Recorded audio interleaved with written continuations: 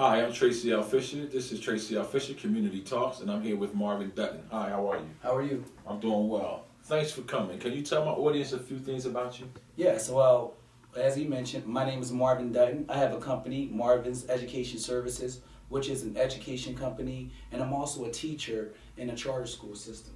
Wow. Well, we understand. I speak at the jails, juvenile jails, Okay. and I see the young males in there. And I often wonder, did the teachers ever catch it? Right. So what we have to do is we have to stop this cradle to prison pipeline. And so we have to catch them early on in life. One thing that I do know is that 85% of the brain develops by age 5. And we also notice that they build prisons based upon 3rd and 4th grade reading scores. And so the main thing with my tutoring service is to give them the skills necessary so that they're not failing in school. Wow. See, now, a lot of people don't understand how reentry starts. Reentry starts when they can document any type of negative behavior, right? It don't always have to be while you're incarcerated. Prime example with the Trayvon Martin case. And they couldn't find no record on him, and they tried to smear his name, so they went to his school record and found that he was suspended. So what you're saying is, from the 3rd grade, that's how they determine how many bed space they're going to need in the prison system. Yes. And so we have to stop that. I mean, as you see, there's a plan to profit off of the prison system, and education is ultimately the gatekeeper. You know, the scholars who are doing good, they end up becoming productive members of society. Right. And the scholars who are not doing good end up in the prison system. So Marvin's Education Services is here to stop that kind of transition and that kind of thinking. And ultimately, we want to invest into the scholars. Wow. Now, what does your Marvin education system consist of? Okay, so we have tutoring. We have a mobile tutoring service. School readiness classes on Saturdays where we catch scholars who are struggling with those reading skills and give them the skills that they need. And it also involves volunteer opportunities for people who may have had offenses in the past, and opportunities for them to get their hours of community service and give back to their community.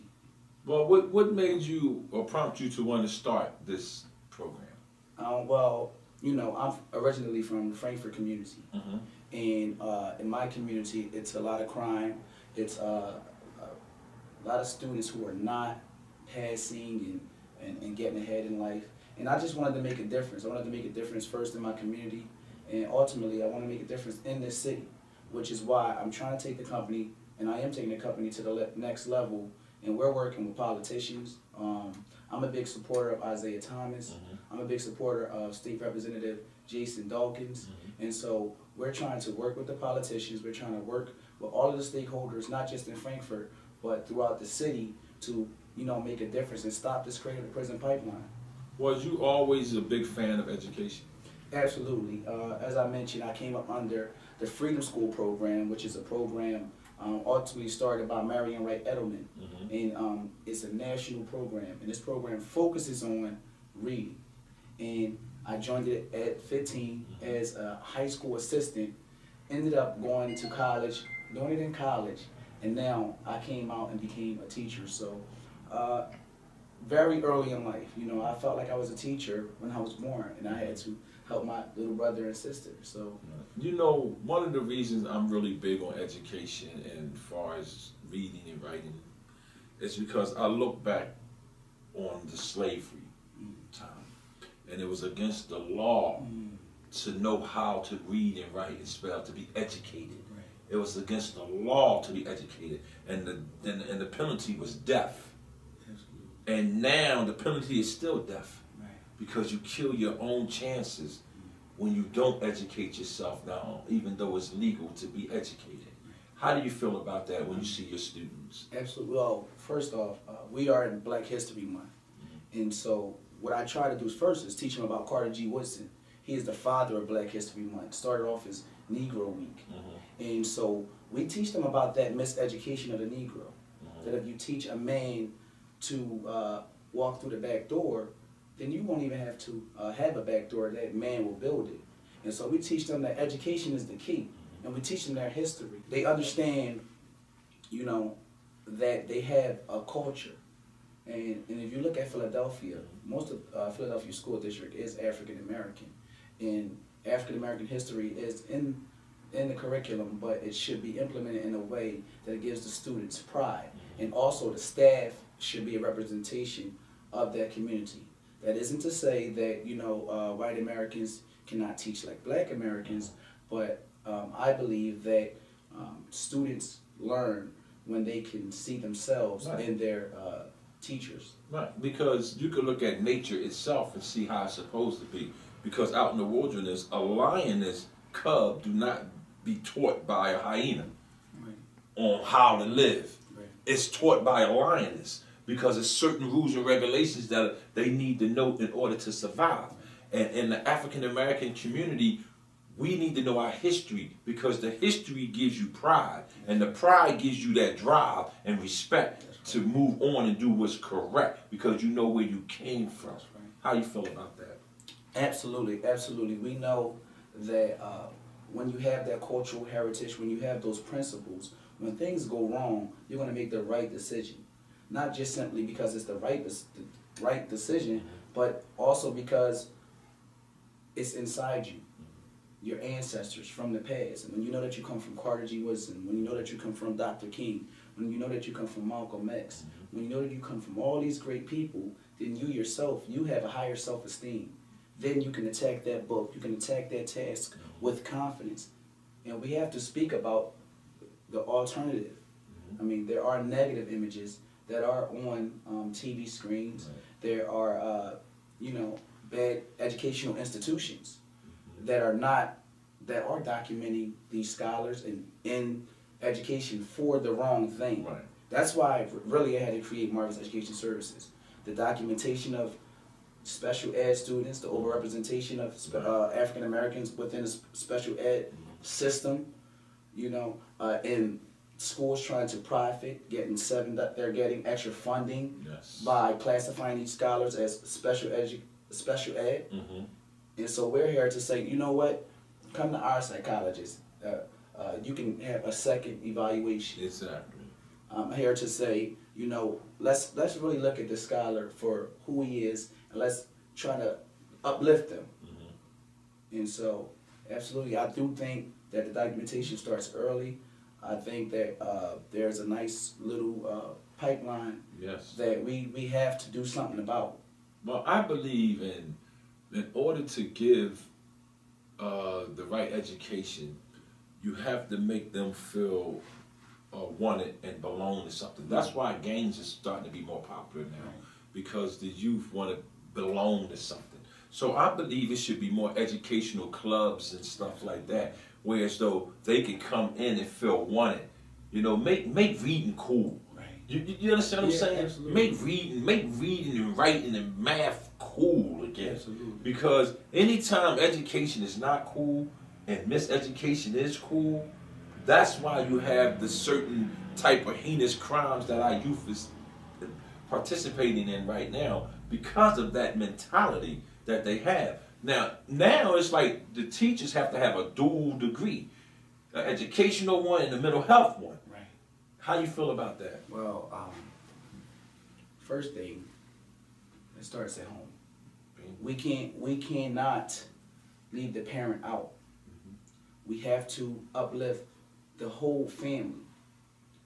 So education is if the education is valued at home, then ultimately it'll be valued within the community. And so you can't just sit there and be a teacher and not come to community events, and not have book clubs and reading events, reading under the stars, events to celebrate certain African American holidays such as Kwanzaa. You cannot go to a community as an institution and not make a difference in that community. Right. And this is why, you know, in my history, I worked with Sankofa Freedom Academy Charter School, Harambe Institute a science and technology charter school, and what those institutions have done is made a difference within that community. Right. Now, me as a teacher, I'm saying, hey, we got to do a little bit more, and so we have to make a difference in these communities so that we make education cool and we provide alternatives to the pipeline. Right. So alternative can be STEM education. You teach a young scholar how to build at an early age. Legos. You build them and you train them into becoming an engineer. Mm-hmm. You train them into trying to learn how to develop an app. And you train them into the new technologies of the future because that's where the economy is going. Right. So you make it cool. You know, a scholar can come to and say, hey, I know how to make an app. Did you guys see my app? Mm-hmm. That's a conversation that should be had, not just, you know, playing a video game. Do you see the new video game that I made? So we can make it cool by providing them with all kinds of skills that, you know, can help them be successful. And I is really into rap, right? Which is, I love rap, you know, but it's a certain type of rap that I like. And I think that a lot of young youth that want to be rappers, they don't realize what it takes to be a rapper. They don't understand the educational part of it, the business part of it. You have to be able to point out to a rapper, an inspired rapper, an inspired artist, what he or she should be thinking, right? You use examples like a Jay-Z, okay? He from the streets, right? But he became a business. That's right. Okay? He has multiple things going on, but stemmed from rap. But had he been uneducated, he would not even been smart enough to see the opportunities. Yes. See, education is more than just learning how to read, write, and spell. Yes. It's learning how to think, how to maneuver, That's how right. to project your vision. That's right. These are the things where you bring the groups together like that, have them talk sessions and rap sessions. You put the word rap in, you might get a few of them there. That's right. Rap sessions, right? This is how you get stuff done. With Gateway to Re-Entry, these are the things we're working on. These are the things, and you're the like type individuals we want to work with. Because here's what I see. With the NAACP, they should have a junior NAACP. Why? Because everybody in the NAACP is elders right now. Majority of them, right? So when they pass on, who knows the way? Who knows? And the old African proverb where they were saying, don't send your child out to play when he's sitting amongst men. That's how he's going to learn how to be a man. You don't have a man conversation and tell the kids to go play. Right. Because who's going to carry on the tradition? Absolutely. And that's the same thing with the rap. You got to magnify the successful ones, the business ones that's making a difference, and then running corporations, giving individuals jobs. The average rapper now come in just for him or herself. They come in on a selfish thing. They see videos and believe that's the true lifestyle.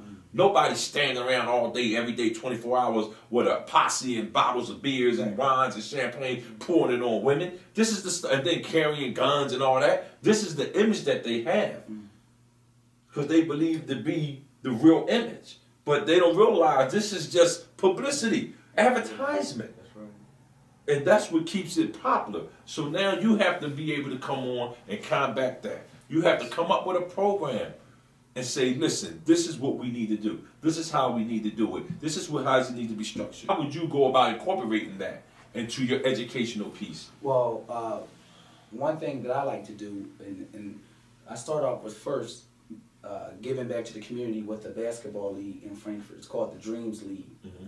And at that league, we have people that will come out and talk to the scholars. But you're right, we are battling against some of the artists that are portraying negative images. Yes. Negative images. And so, absolutely, I would develop an after-school program where we talk about these issues.